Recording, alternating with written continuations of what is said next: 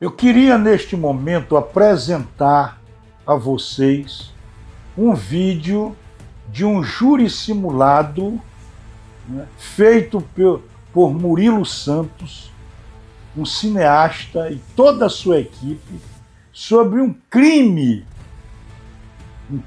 de repercussão extraordinária que ocorreu em 1933, em São Luís do Maranhão, o chamado caso Ulen. Caso Ulen, em que José de Ribamar Mendonça, um maranhense, um trabalhador maranhense, assassinou a tiros o John Kennedy, que era um americano que trabalhava numa empresa americana aqui no Maranhão. E neste vídeo eu atuo como promotor de justiça, né? Mas quero dizer, neste momento, que é importante esse júri simulado não só para o conhecimento deste caso, mas também um documentário importante que possa realmente ajudar aqueles que atuam no Tribunal do Júri.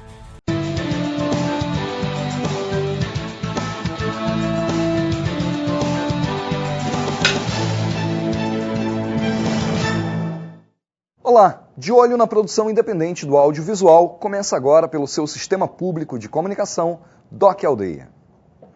O vídeo que nós vamos assistir hoje no nosso programa foi um dos finalistas do terceiro Doc TV, programa de incentivo à produção do audiovisual representando o estado do Maranhão.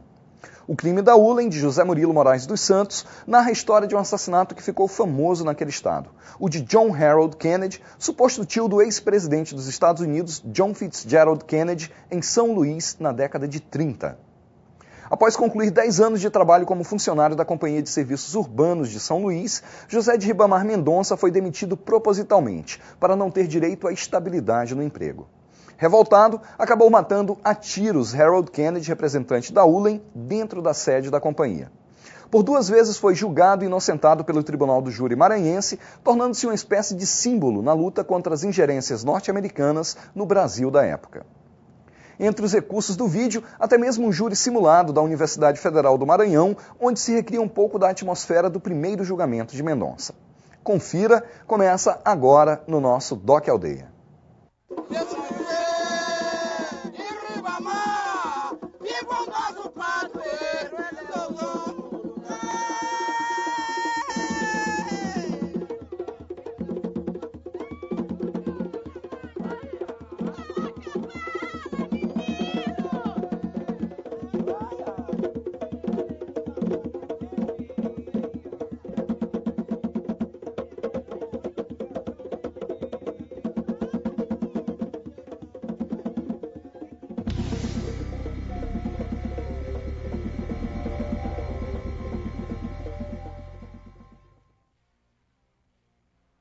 Eu sou José de Ribamar Salim Rosa.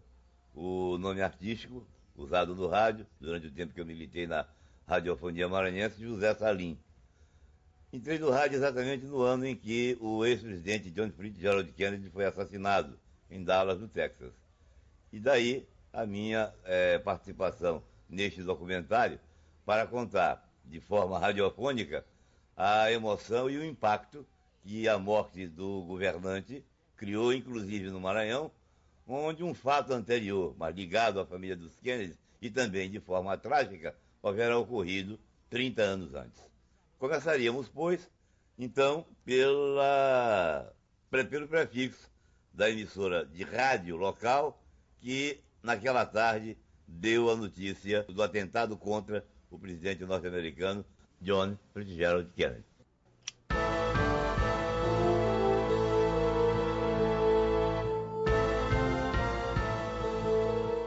Estamos em sintonia com a mais poderosa emissora do norte e nordeste do país, falando dos céus das Américas da ilha de São Luís. 44 graus, 18 minutos a oeste de Greenwich. 2 graus, 32 minutos ao sul do Equador. Na capital gonçalvina são 16 horas e 50 minutos.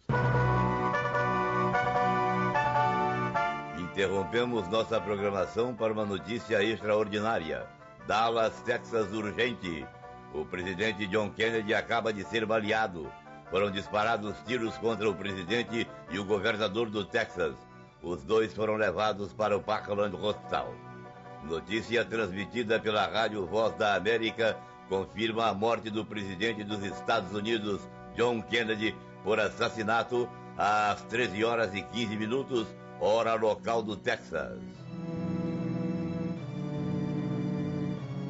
Kennedy é venerado no mundo inteiro. Ele foi criador do programa Aliança para o Progresso, destinado a inibir a implantação do comunismo na América Latina para isolar Cuba, que já é comunista. E é lembrado pela frase: não pergunteis o que a nação pode fazer por você, mas o que você pode fazer pela sua nação. O Maranhão que hoje chora por John Kennedy já comemorou a morte de um suposto parente seu, Harold Kennedy, assassinado em São Luís em 30 de setembro de 1933. Harold Kennedy era contador da Ulen, empresa norte-americana que veio para o Maranhão assumir os serviços urbanos em São Luís. Harold foi morto a tiros por José de Ribamar Mendonça. Para fugir das obrigações trabalhistas da época, a Ulen demitiu o funcionário Ribamar Mendonça, ex-bilheteiro da estação de bondes, antes que ele atingisse 10 anos de serviço, o que lhe garantiria a estabilidade no emprego. Harold Kennedy, o encarregado das demissões, ainda negou-se a pagar a Ribamar os 3 últimos meses de trabalho. A Ulen instalou-se em São Luís em 1923 para administrar os serviços de água, luz, bonde e prensa de algodão. Nos anos 20 nós temos pessoas morrendo de febre amarela, de febre tifoide, né? Não tinha água, não tinha saneamento, a água era contaminada, o bonde era puxado a animal, entendeu? Então era uma situação dramática. E esse problema dos serviços públicos, o acesso a esses serviços públicos, já estava se transformando num problema político. Mas nos anos 20, diante do movimento de combate às oligarquias, o tenentismo que estava começando a aflorar, tudo isso vai fazer com que essas elites tradicionais elas tenham que buscar enfrentar esse problema. E aí recorrem a essa empresa norte-americana. A Ulen foi fundada em Nova York por Henry Charles Ulen e no Maranhão era administrada por Wiley Theodore Clay. Num processo de expansão do capitalismo norte-americano, e eles tinham realmente muito interesse sobretudo, em dominar esses mercados, porque o mercado de energia elétrica era um mercado altamente promissor. Para explorar os serviços, a Ulen associou o governo do Maranhão ao empréstimo de $1.700.000 necessários para a instalação da empresa em nosso estado. A Ulen veio para construir as obras. Ela era uma empreiteira e tinha uma relação, fazia também intermediação financeira com os bancos norte-americanos. No início dos anos 30, o Estado, 1/3 de toda a receita do Estado era para pagar os empréstimos contraídos com os banqueiros norte-americanos para financiar a Ulen aqui no Maranhão. A infraestrutura e o financiamento das operações. Ela funcionava em linha direta com os Estados Unidos, com o seu escritório lá nos Estados Unidos, né? E, inclusive, no contrato, as viagens dos engenheiros, dos técnicos, transporte de equipamentos, tudo isso era custeado com recursos do erário público, né, do Maranhão. Mas os serviços desagradaram a população, causando revolta. A grande revolta do povo com relação a esse contrato é que as tarifas eram constantemente majoradas e o serviço não era de qualidade. A maior parte da população vivia de lamparina mesmo, consumia água contaminada, né? Então esses serviços acabavam sendo o quê? Localizados nas áreas urbanas mais desenvolvidas, portanto atendia às famílias mais aquinhoadas, e a população em geral continuava sem ter acesso a esse serviço de consumo coletivo. Aí é que está a contradição. A miragem no início acena que vamos resolver o problema trazendo a maior empresa do mundo. Em pouco tempo isso se revela uma inverdade. E aí vem a reação.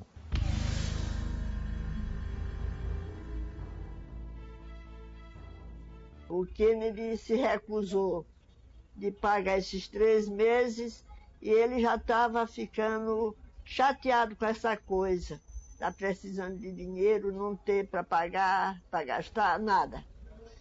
E ele foi e reclamou. Ele disse, olha rapaz, eu te pago quando eu quiser. E ele ficou bastante irritado com isso.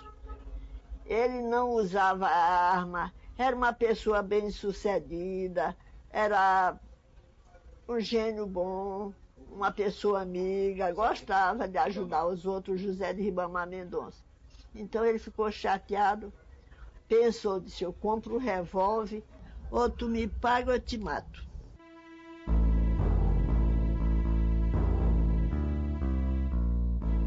Chegou lá, subiu, o Kennedy ainda não havia chegado.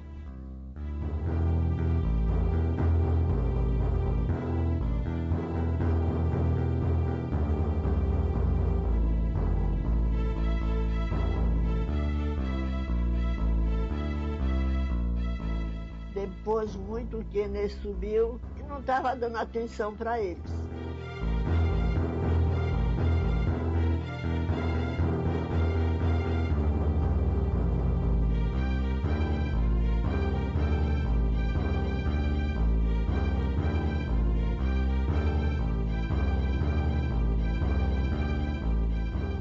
Ele se levantou e disse, doutor, eu quero hoje meu dinheiro, eu estou precisando muito. Ele disse, eu não já disse que eu lhe dou quando eu quiser? Ele disse, ah é, meteu a mão no bolso, a puxar, o Kennedy notou, puxa a gaveta da mesinha dele para tirar o revólver que era para alvejar José Mendonça. E o José detonou logo o primeiro tiro, ele cai. Depois dele caído, o José deu mais 2 tiros. Ah, o que foi, ele desceu. Desceu, vinha passando um guarda, aí ele chamou. Disse, olha, me leve preso que eu acabei de assassinar o Kennedy. A população de São Luís, descontente com os serviços prestados pela ULEM e ofendida pelas discriminações sofridas por parte dos norte-americanos, apoia a atitude de Ribamar Mendonça, influenciando a sua absolvição nos 2 primeiros julgamentos. A manifestação popular envolveu a fé religiosa. Na cidade consagrada a São José de Ribamar, devotos fizeram preces e acenderam velas, em pagamento de promessa pela absolvição do homem que vingara a violação da soberania maranhense pelos norte-americanos. Grupos de tambor de crioula, manifestação folclórica maranhense, dançaram em frente à igreja também como forma de pagamento da promessa. Os tambores também rufaram em Cajapió, no interior do estado, terra natal de Ribamar Mendonça. Ele era noivo. O nome da noiva dele era Itá. Aí a noiva ficou muito nervosa e fez a promessa para São José de Ribamar. Se ele fosse absolvido, ela dormiria 1 mês no chão. Diferentemente de Lee Oswald, apontado como assassino do presidente Kennedy e morto logo em seguida, o matador do seu suposto tio, José de Ribamar Mendonça, foi transformado em herói e absolvido em 3 julgamentos. O advogado Valdemar Brito, defensor de Ribamar Mendonça, dividiu as glórias com ele. Carregado em triunfo nos braços do povo, depois de envolver o réu numa bandeira brasileira e desafiar os jurados a condená-lo.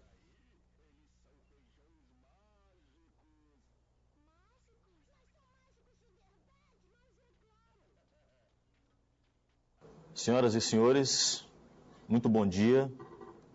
Nós vamos dar início agora ao júri simulado do rumoroso caso Ulen, que teve como acusado José de Ribamar Mendonça e vítima John Harold Kennedy.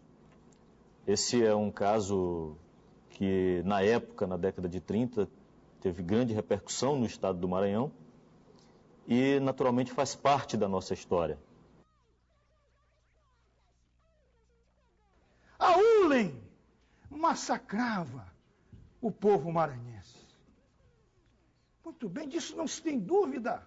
Agora, poderia o acusado, impulsionado por esta revolta, poderia ele, armado de revólver, matar a vítima, senhoras e senhores jurados, e este ato ser plenamente justificado?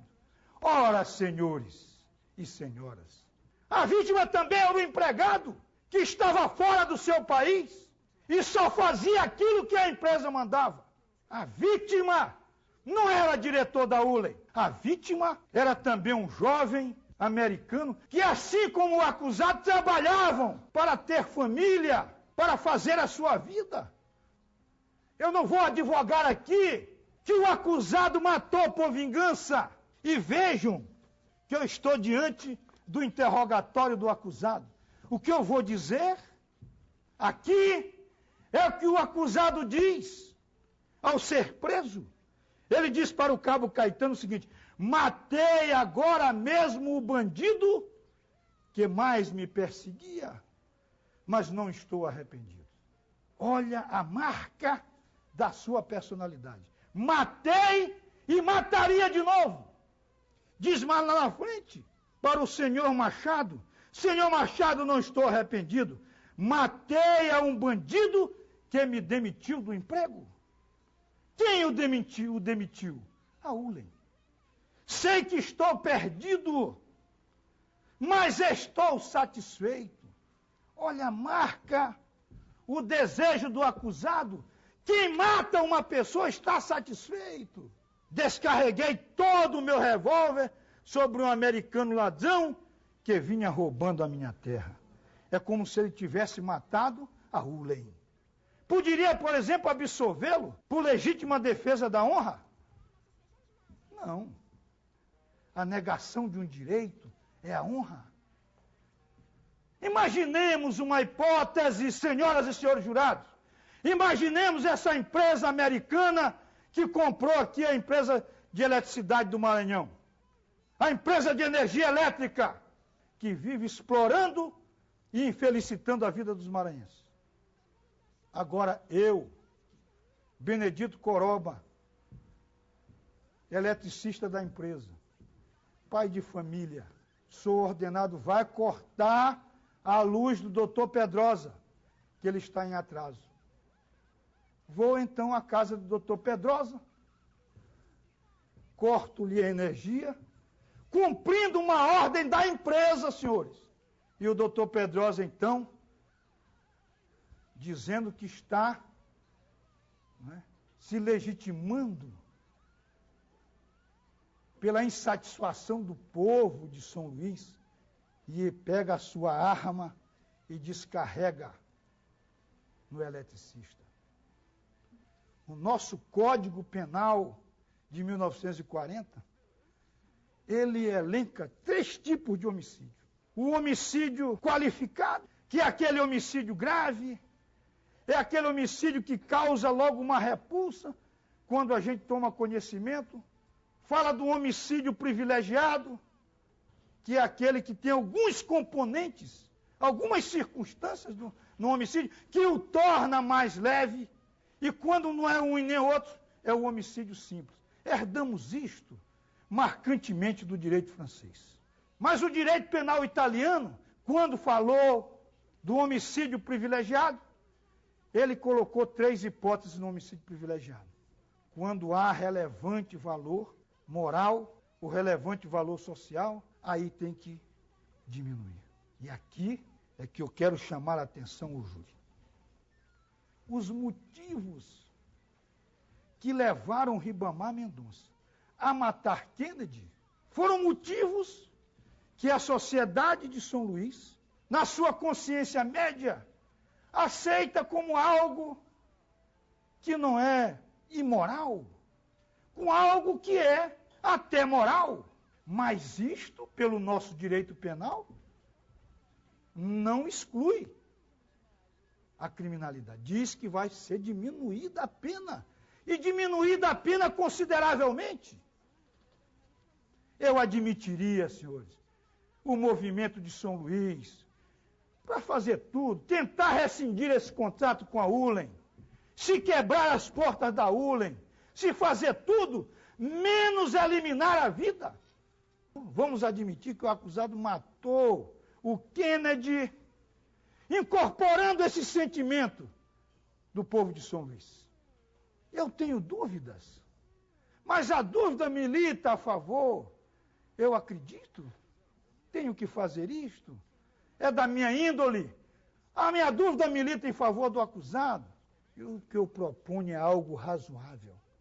A sua condenação, porque ele destruiu a vida de um semelhante seu, e reconhecer o relevante valor que o motivou.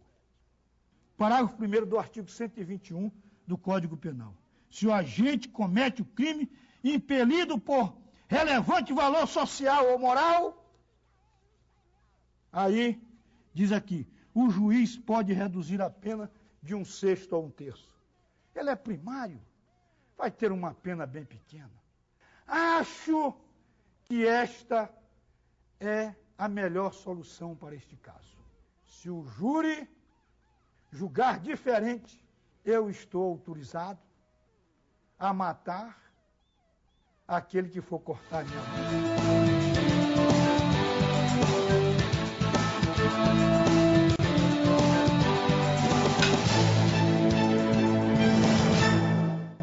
Estamos de volta com Doc Aldeia. Hoje conferindo o documentário O Crime da ULEN, de José Murilo Moraes dos Santos, um dos finalistas do 3º Doc TV, representante do estado do Maranhão.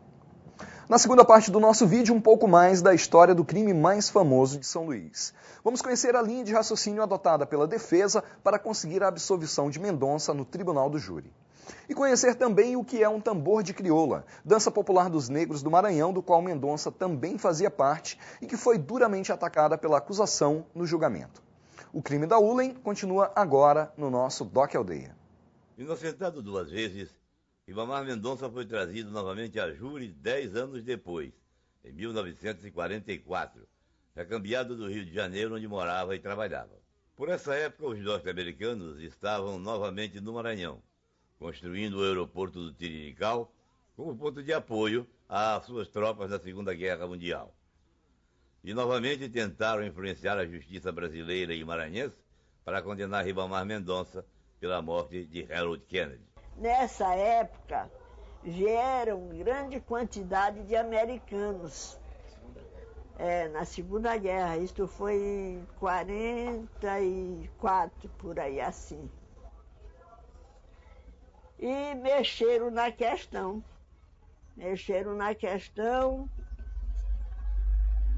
E foram atrás dos velhos, né, para dar um endereço. Informaram que ele já se encontrava no Rio. Aí ficaram revoltados, né? E pensando que disse, agora nós vamos castigá-lo. E nessa época, no dia do júri, era aquelas donas de casa, era todo o pessoal, foram para lá reclamar, porque naquela época houve muita falta d'água, né? Que a ULEN, tudo é energia. E o povo reclamava tudo, que eles queriam ser direito e não agiam direito com a energia, com a água e aquela coisa toda. Mais uma vez inocentado, Ribamar Mendonça recebeu manifestações populares em seu favor. Definitivamente livre, Ribamar Mendonça volta ao Rio de Janeiro. Há indícios de que haviam tentado extraditá-lo para ser julgado nos Estados Unidos.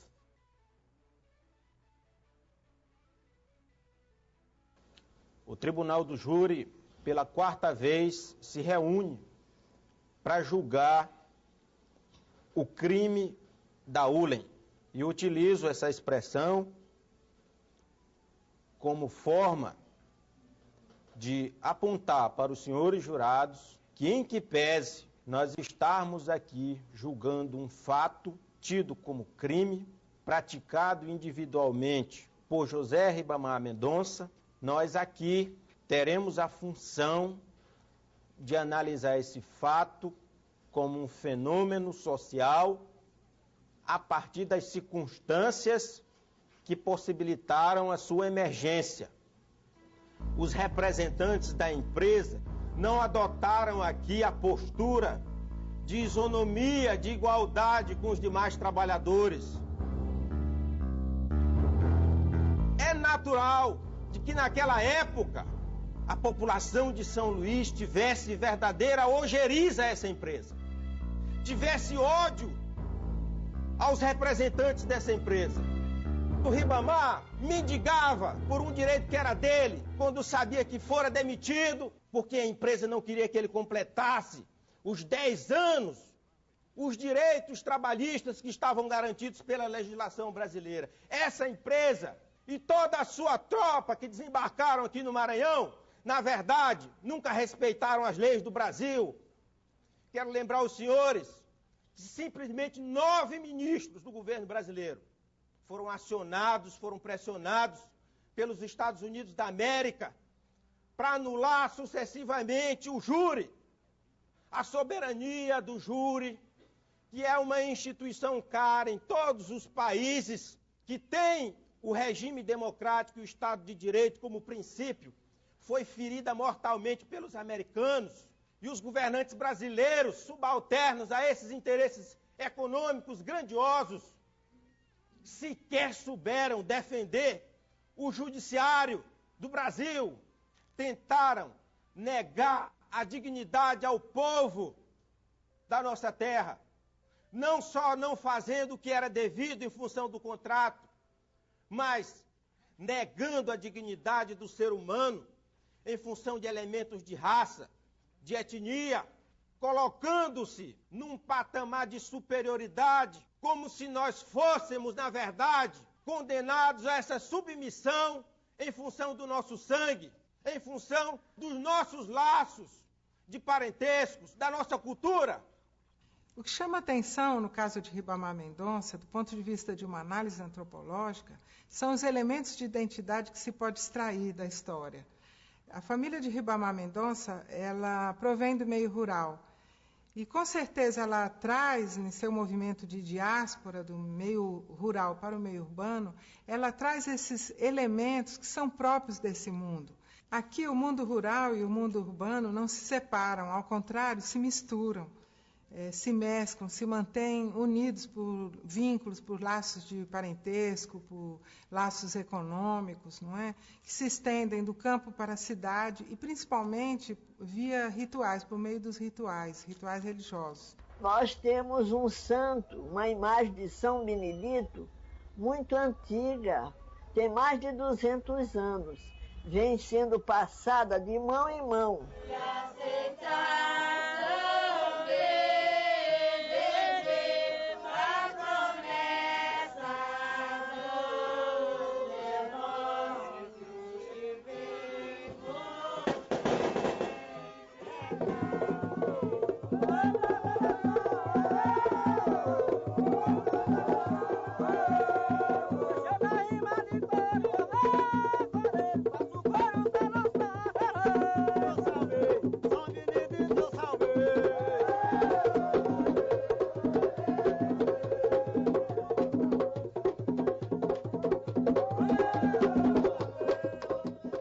Outras situações aqui no Maranhão são justamente esses membros desses grupos dos que vivem na cidade, que são assalariados, como é o caso de Ribamar, e que, pelo fato de receberem um salário mensal, que se responsabilizam pela festa.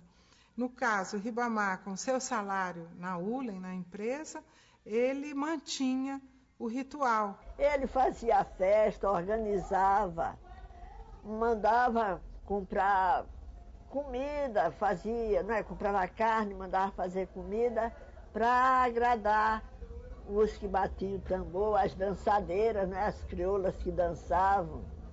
O Ribamar luta não em função dos seus direitos especialmente. O Ribamar defendeu naquela época, naquela conjuntura, a população do Maranhão, os negros, os dançadores de tambor de crioula, aqueles que participam das festas populares do Maranhão. Ele foi injustamente acusado, naquelas sucessivas reuniões do Tribunal do Júri, de ser um cachaceiro, porque participava das festividades do tambor de crioula. Sabemos que no tambor de crioula, aqui no Maranhão, assim como em outras danças populares, a ingestão de álcool é um costume tradicional. Ao fundamentarem a acusação, manipularam essa atividade de condutor de um ritual de família, de um ritual próprio das camadas populares, de uma dança de negros, como se fosse um desvio de conduta de Ribamar Mendonça. Manifestaram assim desconhecer o ethos próprio, não apenas desse mundo rural, mas das camadas populares de São Luís em geral. Interessante notar que, após o julgamento, a mãe de Ribamar manda tocar um tambor de crioula em Cajapió durante toda uma noite para São Benedito e também em São José de Ribamar. Note-se também que Ribamar carrega o nome do santo, esse santo tão significativo para a identidade maranhense.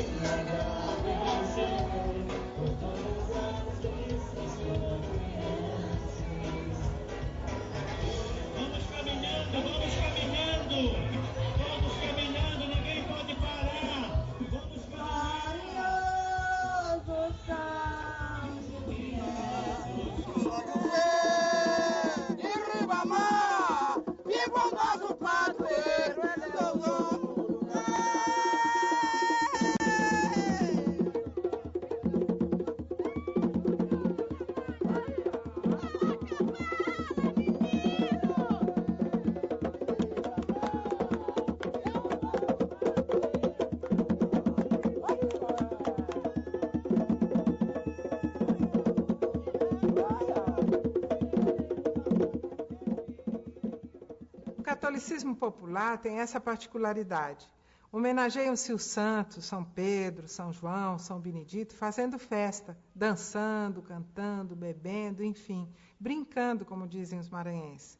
Em vez de penitência, de martírio, de autopenalização, o júbilo, a alegria. Por outro lado, é interessante destacar que, ao mesmo tempo que se agradece ao santo, se diz aos de fora, aos antagonistas, se afirma aos norte-americanos que essa tradição não é desvio de conduta. Essa tradição se torna, nesse momento, uma ideologia. Eu quero relembrar a vocês esses fatos, para que o julgamento possa expressar a justiça da conjuntura da época com a conjuntura atual, em que os maranhenses ainda sofrem da opressão dos países que querem nos subjugar, dos interesses econômicos internacionais.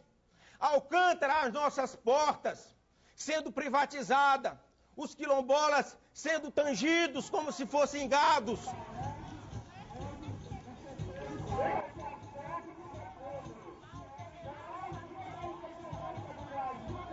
Eles não estão ligando na nossa vida, eles estão ligando somente a base espacial, só liga em foguetes, gastando dinheiro, mais dinheiro, e nós estamos sentindo nossa necessidade. E eu conclamo ao Conselho, aos jurados, para que se rebelem, neguem injustiça, façam desse tribunal um lugar possível fazer a justiça, não só ao meu cliente, mas ao povo do Maranhão. Obrigado.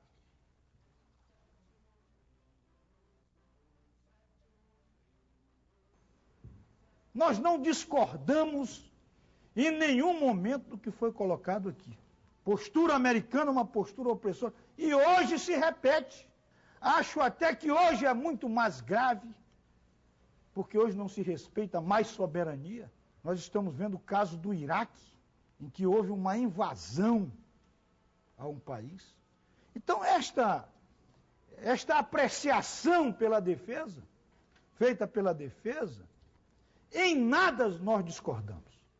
Que o que está em jogo aqui é o direito à vida, o direito natural, a vida que tinha o Kennedy, o direito positivado, como citei o artigo 5º da Constituição Federal, o artigo 121 do Código Penal, ou se nós fôssemos voltar no tempo, em Êxodo, lá no capítulo 20, um dos primeiros livros da Bíblia, está lá do Pentateuco, de Moisés, está escrito a frase lapidar, não matarás.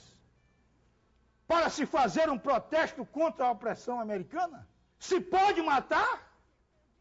Esta pergunta ao júri. E não faço isto para aqui me apresentar como um acusador assaz ao acusado. Até compreendo que o acusado tenha atirado. Até acho que estou de acordo com a defesa em relação a isso. Só que absolvido seria o cúmulo. Na Itália, na escola positiva, criada por Enrico Ferri, ele fala dos motivos que pode levar uma pessoa a matar outros. É a chamada teoria dos motivos. Então, os motivos, ou eles minoram, ou eles agravam a conduta praticada. Nunca excluem. E digo que o júri julga melhor do que os juízes, porque julga às vezes diferente. Eu tenho certeza, se este caso fosse submetido a um juiz singular, ele poderia ser condenado por homicídio qualificado. Porque na hora que ele diz aqui, senhores, matei agora mesmo um bandido que me perseguia, mas não estou arrependido. Ah, se eu tivesse um revólver, eu mataria ele. O que isso pode significar? Vingança. Vingança. Isso se chama vingança. E a vingança é caso que qualifica o crime de homicídio. Se o homicídio é cometido por motivo torpe, a pena vai lá para cima. E o que é motivo torpe? É motivo repugnante. E na jurisprudência brasileira, a vingança é motivo torpe. Mas, utilizando o princípio da razoabilidade, nem tanto a terra, nem tanto o mar, para pedir que ele seja condenado por uma pena menor, mas que o júri diga para a sociedade de São Luís, para todos nós, que ele não praticou um ato justificado perante o direito penal. Disse o doutor Pedrosa que a vítima, Kennedy, encarnava a Ulen. Era Ulen em pessoa. Ele representava a Ulen, estava encarnado como a Ulen. Os senhores sabem o que aconteceu? Quando o Kennedy morreu, o corpo ficou abandonado em São Luís. Ninguém queria saber de Kennedy. Ao contrário de John Kennedy, Harold, o suposto tio do presidente, recebeu aqui em São Luís poucas manifestações de pesar. Seu corpo ainda permaneceria em São Luís por 8 dias, sendo alvo das discussões entre a Ulen e os médicos do Estado sobre o pagamento da conta do embalsamamento. O corpo de Kennedy ficou abandonado pela Ulen. E eu pergunto, encarnava a Ulen? Não.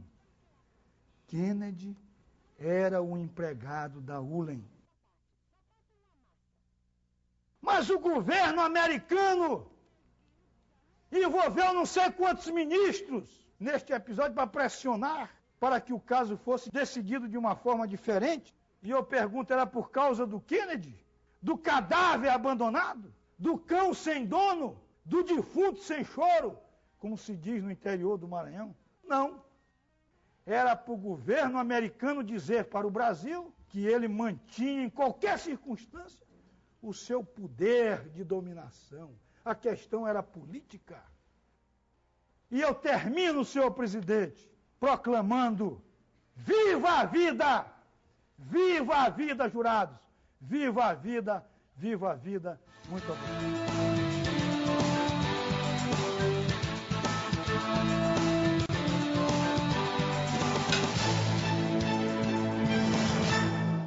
Doc Aldeia está de volta, como sempre de olho na produção audiovisual independente. Na terceira e última parte do vídeo de hoje, vamos conhecer o desfecho do julgamento de Mendonça e outras peculiaridades desse que talvez seja o crime mais famoso da história do Maranhão. Continue com a gente.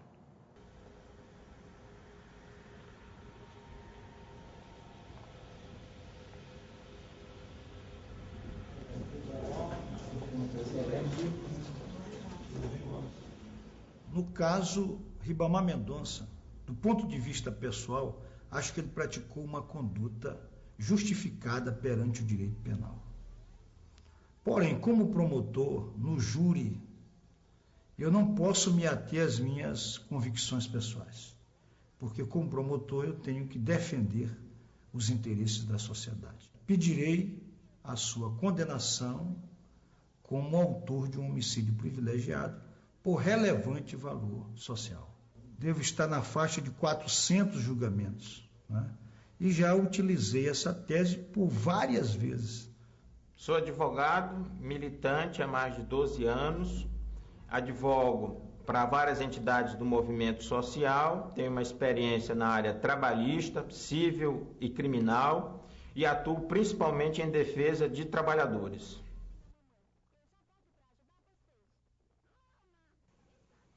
Hoje, nós julgamos aqui também as circunstâncias do crime. A nossa lei, a lei da maioria dos países civilizados no mundo, comporta as exceções. Se mata, autorizado pelo sistema legal. Se mata quando se vai para a guerra. Se mata quando se está em estado de sítio. Se mata quando se está em legítima defesa. A lei autoriza. Portanto, o direito à vida não é um direito absoluto. Não há um impedimento absoluto para que alguém nos mate. O nosso comportamento delimita a extensão desse direito à vida. Se nós atacamos, se nós agredimos, nós podemos estar sujeitos à supressão do nosso direito à vida. Em função de que a própria lei autoriza essas exceções. O que o Ribamar fez foi tentar se livrar de uma agressão. Essa agressão não foi uma agressão física, essa agressão foi uma agressão moral. Essa agressão foi uma agressão que feriu a sua dignidade enquanto ser humano, trabalhador. A Ulen, através da vítima, do Kennedy, adotou uma estratégia de driblar a legislação. Quantas vezes Ribamar foi humilhado, foi ultrajado? Seus amigos presenciaram o seu desespero. Muitos deles, alquebrados de doenças profissionais, acidentes, eram mal atendidos. Kennedy encarnava a Ulen como um soldado americano encarna os interesses dos Estados Unidos no Iraque. Um muçulmano atira num soldado americano, não é pensando que ele também é uma vítima, que ele é um negro, que ele é um latino que foi recrutado para ser carne, como se fosse no açougue da guerra. O muçulmano atira naquele soldado, porque sabe que ele é um instrumento daqueles interesses. Kennedy era instrumento.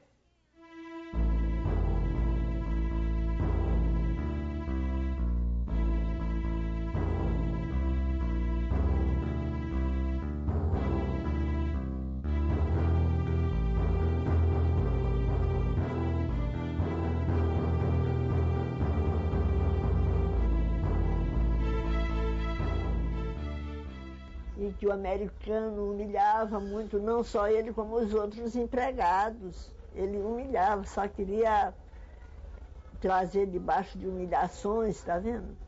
E ele não se sentia bem por sendo tratado daquela maneira. que nós estamos, na verdade, debatendo circunstâncias que colocam o Ribamar na condição de vingador social. Quando eu utilizo a denominação sociológica de vingador social, eu estou recorrendo a um aporte teórico muito distinto da qualificadora do Código Penal. Para lá, no Código Penal, vingador é aquele que comete um homicídio torpe, qualificado pelo ódio, pelo motivo sujo, infame, mesquinho. Quando eu utilizo a expressão vingador social, eu recorro a um aporte teórico que nomina a atuação, a trajetória de pessoas com a mesma similitude da trajetória de Ribamar, humildes, espezinhados, que se colocaram em função da transformação da injustiça através de um ato de desespero. Eu estou falando de teóricos que tratam do tema a partir de um ângulo diferente do nosso e que precisam ser colocados no plenário, no debate, a partir de uma visão mais ampla, que não é a do positivismo. O positivismo, meus senhores, é a morte do direito. Já foi anunciado no final do século XIX. O positivismo levou os juristas ao legalismo, à indiferença às repercussões sociais das decisões. Eu estou dizendo e expondo um raciocínio para justificar a defesa de José Ribamar Mendonça com base numa ação desesperada que o colocou sacrificadamente em função de um desejo coletivo, uma arma que lhe foi repassada, a consciência inevitável de que sua vida estaria destruída, o clamor social que havia em torno do seu gesto. Nós vamos considerar o Ribamar como se fosse um criminoso comum? Aquele que, porque não pagou a sua conta de luz e o funcionário foi lá cortar e ele matou o funcionário, a situação é a mesma? Por isso que se debate circunstâncias no tribunal do júri. Por isso que se debate subjetividade, quando se debate a lei, o crime. Para mim, José Ribamar Mendonça, representado por esse ator, ele, na verdade, encarna aqui para todos nós, aquele que fez a defesa da sua honra, da sua dignidade. Por isso que a nossa tese é a legítima defesa da honra. A honra que o Ribamar defende não é só a dele. A honra que ele defende é da nossa cultura, é da nossa etnia, é dos mais pobres, contra os interesses das multinacionais e dos países ricos. José Ribamar, ele está aqui no meio de nós para poder cumprir uma sina, a sina daquele que resistiu, enquanto muitos ficaram calados, temidos, escorraçados, injustiçados. José Ribamar Mendonça, esse brasileiro que está entre nós, que carregou consigo, solitário, a nossa bandeira, precisa dos outros brasileiros, de todos nós maranhenses, para devolver a justiça, a dignidade e expulsar do meio de nós a injustiça. Não há como fazer um pacto com a acusação, uma meia-verdade, uma meia-justiça. A justiça que a defesa reclama aqui é a justiça total, é a justiça inteira, é a absolvição. Mas aí todo mundo foi a favor dele, porque foi um defensor do isso, né? Dos funcionários da URI, né? Que ele fez aquilo por todos eles. Foi mesmo ser Jesus que se coisou pelo povo, né? Jesus foi crucificado por tudo quanto foi coisa. E ele também, ele fez ele pegou aquela responsabilidade toda para ele, mas dando fazendo aquilo a favor de todos os funcionários que ele fez aquilo. E não se arrependeu. Em 21 de março de 1952, morre aos 43 anos, no Rio de Janeiro, José de Ribamar Mendonça, vítima de ataque cardíaco. Mas permaneceu indelével na memória dos maranhenses sua atitude contra a exploração norte-americana ao povo de São Luís.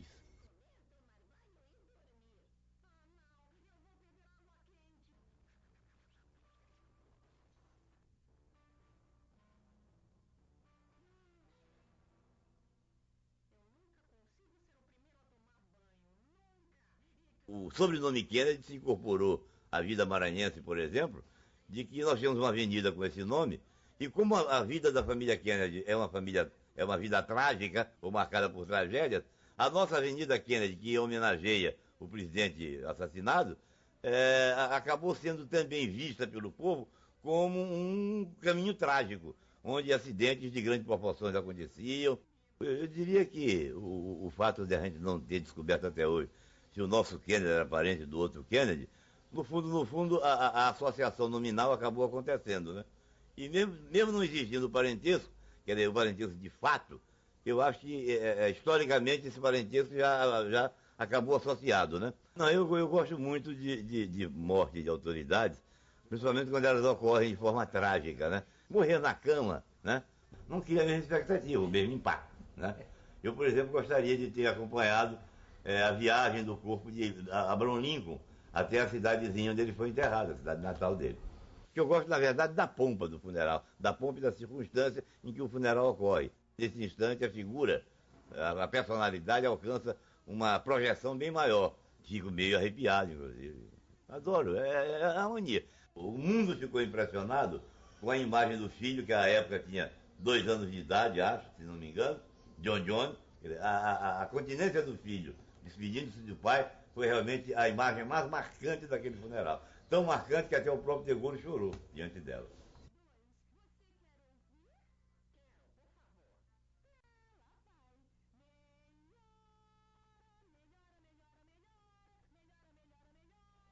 A primeira tragédia envolvendo a família Kennedy aconteceu no interior deste casarão em São Luís. Era 30 de setembro de 1933. O contador John Harold Kennedy foi assassinado aqui com 4 tiros. Este processo, guardado pela Justiça do Maranhão e só revelado agora, mostra que o tio do ex-presidente americano John Kennedy foi assassinado por um empregado da Ulen Company. Durante muito tempo, os Estados Unidos tentaram a extradição do assassino, que seria julgado com base nas leis americanas. Jamais conseguiram. Dona América, que casou com o irmão de Ribamar 13 anos após o crime, sabe de detalhes. O cunhado foi demitido por haver reclamado dos salários atrasados. Revoltado, tramou a morte do executivo da Ulen, Harold Kennedy, tio do presidente John Kennedy. Continua como herói, porque, não sei se é também por causa de pátria, né?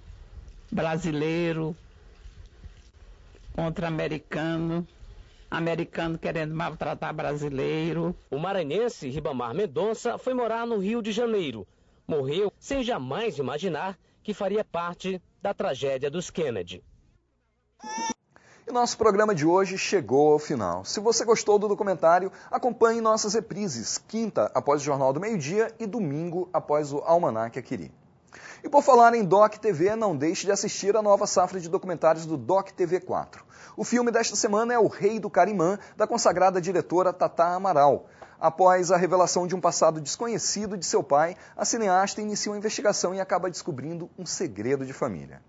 O Doc TV vai ao ar toda sexta-feira, às 9h30 da noite. Não perca! E esse foi o Doc Aldeia de hoje. Obrigado pela sua audiência, um grande abraço e até o nosso próximo encontro.